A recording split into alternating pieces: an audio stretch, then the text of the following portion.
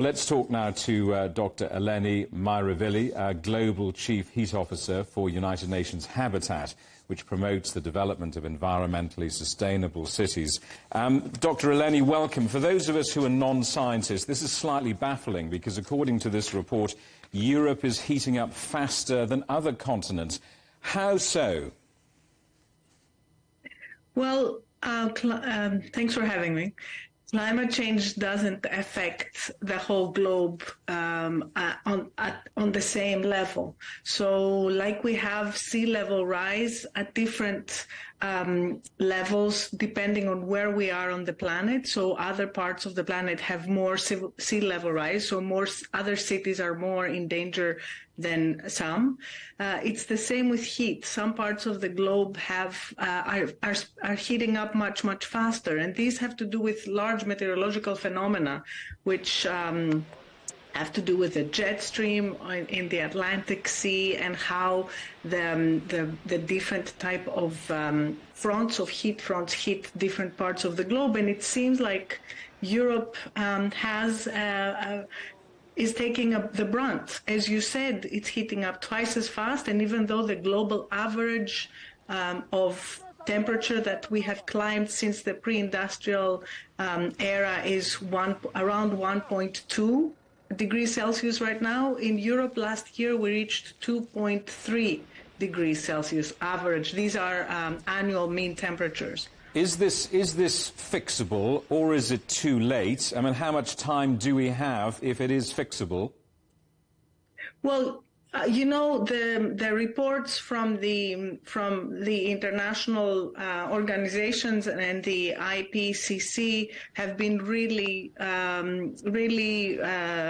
more and more alarming every year, and they say that we still have time to change, even though we haven't been doing as well as we should have. Like, for example, you said that 22.3% was the amount of EU electricity produced by renewables, while 20% was from fossil fuels.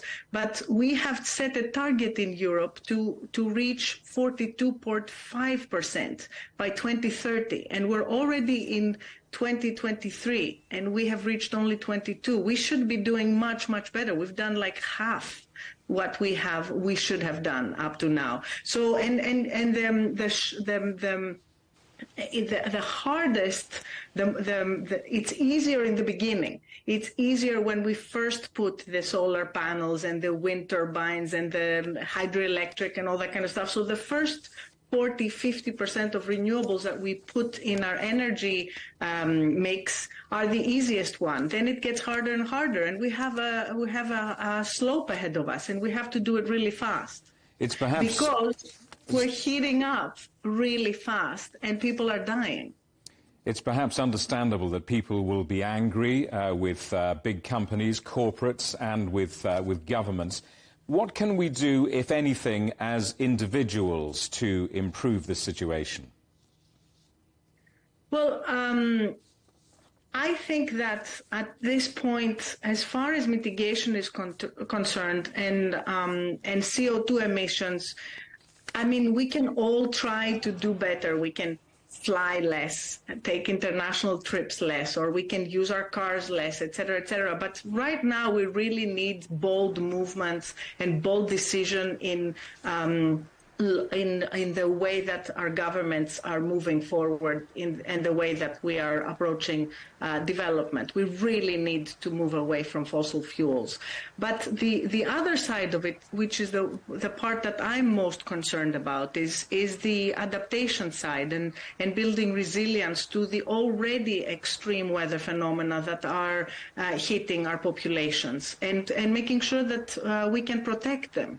And you know, we always think of the global south as really where they are being hit the worst, which is absolutely true. It's always it's always the most socioeconomically kind of marginalized people that are the most vulnerable. But this is true also in our cities in Europe, for example. There's always populations that are suffering from energy poverty, or populations that are on the verge of extreme poverty, or homeless, or immigrants that are living in really bad conditions. Or, as you said, older people that live alone and are pensioners and do not have access to electricity, or they don't have the capacity to pay for electricity for the summer. Dr. Eleni, and for cooling. The time is against us, unfortunately, but thank you so much for coming on the programme. Good to talk to you, Dr. Eleni